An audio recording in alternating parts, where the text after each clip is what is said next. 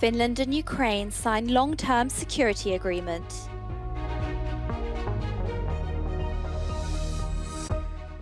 A 7.4 magnitude earthquake has hit Taiwan, the island's strongest quake in almost 25 years.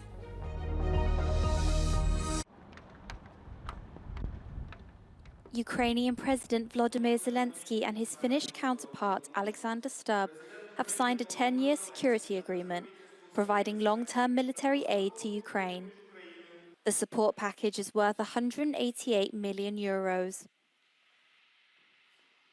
We should never forget the big picture, that a path towards EU membership and NATO membership for Ukraine is by definition a victory for Ukraine and a defeat for Russia and for Putin.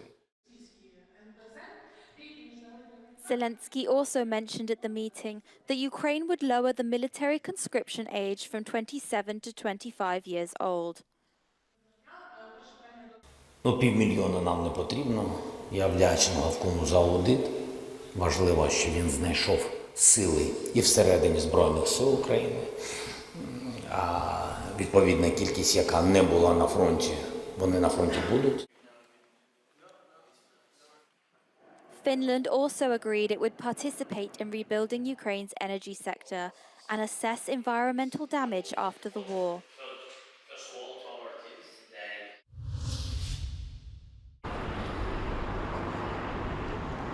Apparent to the world after the capture of Bcha and Irpin.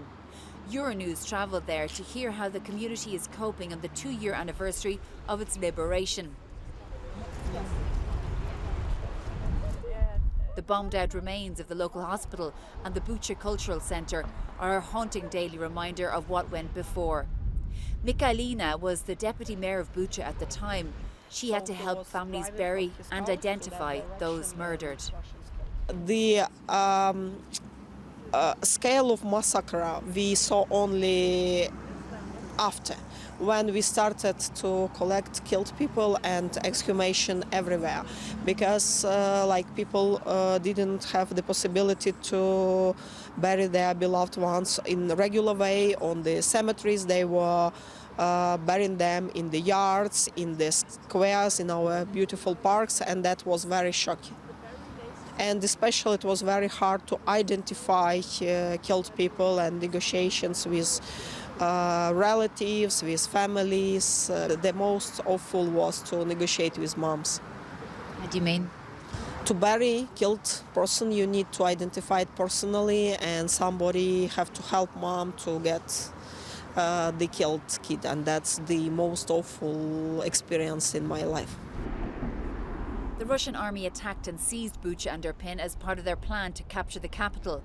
Ukrainian defences destroyed the bridge on the Irpin River, repelling the Russian army's advance to Kyiv. They had to evacuate before then they managed to do that. That was direct execution. They had tied arms and they were killed from the back, head from very close distance. On that crosses we saw at least 12 killed people when Bcha was liberated. Russians didn't allow to bury killed civilians, to frighten those who stayed. We never saw that before on the territory of Ukraine during Donbass and Crimean period of war.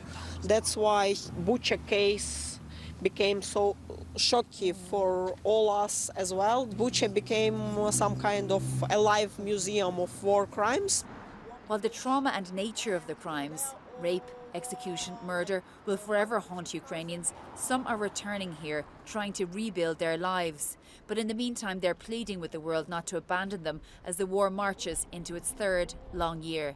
Shona Murray, Euronews, Bcha. At least 7 people have been killed in a 7.4 magnitude earthquake in Taiwan, the strongest to hit the country in nearly 25 years. Taiwan's National Fire Agency said at least 4 people died in Hualien County and at least 57 were injured in the quake that struck just before 8 a.m.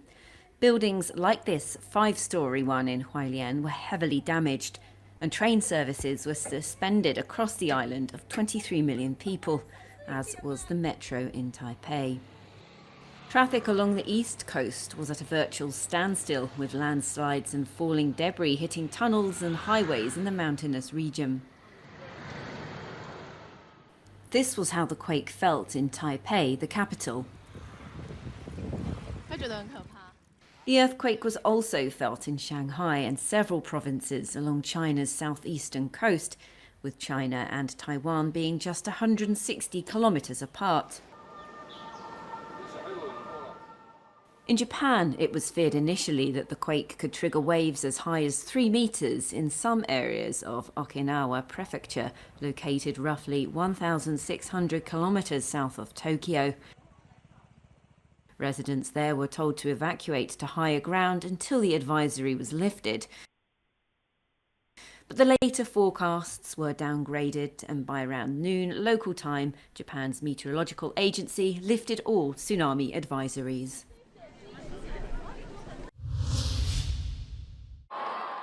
Pope Francis has renewed his call for a ceasefire in the Gaza Strip. During his general audience, Francis expressed deep sorrow at the death of volunteers from the NGO World Central Kitchen. Francis also called for access to humanitarian aid for Gazan civilians. Si eviti ogni irresponsabile tentativo di allargare il conflitto nella regione e si adoperi affinché il più presto possano cessare questa e altre guerre che continuano a portare morte e sofferenza in tante parti del mondo.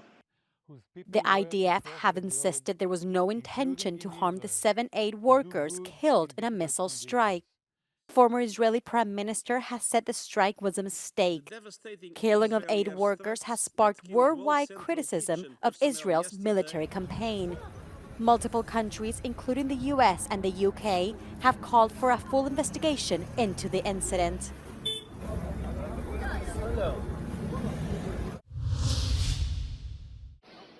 A fire that ripped through an Istanbul nightclub during renovations was likely caused by welding sparks igniting combustible material.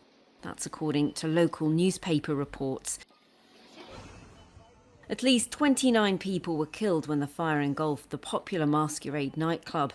At least one person is also being treated for serious injuries. Authorities have detained 9 people for questioning, including club managers and people in charge of renovations. The club, which was closed for renovations during the holy month of Ramadan, was located on the ground floor of a 16-storey residential building in Istanbul's Besiktas district. It had planned to reopen on April the 10th. Istanbul's mayor said that the club had not obtained the required permits to conduct renovations.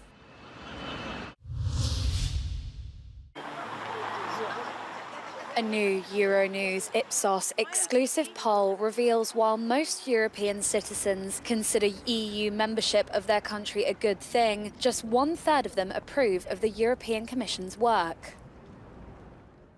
Portugal and Spain are the most Euro-enthusiast countries, while Czech Republic is the only member state where less than half the people appreciate being part of the EU. Slovakia, France and Italy also have low rates. For expert Francesco Nicoli from Bruegel, the results are not surprising. I think it is perfectly fine to have, at the stage of European integration as we are now, to have 60%, a bit more than 60% expressing a positive view and only about 15% expressing a negative view. Since it's about the performance, it's not really about the polity itself. This is not a judgment about the European Union, it's a judgment about the current outcomes of the European integration process. And this agreement has been 37% of the respondents consider positively the work of the current European Commission, led by Ursula von der Leyen, which has faced multiple crises, from the COVID-19 outbreak to the war in Ukraine. 32% do not have an opinion, where 31% have a negative opinion. In France, approval rates are particularly low. I'm not surprised that if French people are turning against Macron, which is quite typical at this stage of a French presidential parabola. I'm not surprised that voters associate von der Leyen very closely to Macron, and therefore they dislike Macron, and therefore they dislike von der Leyen. Yes, it is true. Von der Leyen is mostly criticised by the left, ECR and ID voters, but also 1/5 of the electors of the European People's Party. Her own political family disapprove of her legacy. These electric cars have now traveled hundreds and even thousands of kilometers through Europe to show that long trips, one of the main challenges for these type of vehicles, are now possible. The cars gathered in Brussels during an encounter of European ministers for transport. I will show the video of how all the teams came here. Planning with an electric car is always one step bigger challenge than with a regular car. But for us, we came from Romania. We tried for the first time not to make any plans. So we just drove like a normal car. Whenever we hit, 20-30% battery, we start looking for a place to charge. The availability of charging stations has been for years one of the main issues for electric vehicles. Cars usually need to be charged every 300 to 400 kilometers, and the process lasts a minimum of 20 minutes. But with the EU ban on combustion engine cars by 2035, the European Commission had to figure out a solution for the mobility issues. It's not solved, but since today we are celebrating the new regulation on a trans-European transport network, which asks for compulsory deployment of recharging points along to the main roads. By 2026, every motorway in the EU will have a charging station every 60 kilometers, something that will make driving electric vehicles much easier.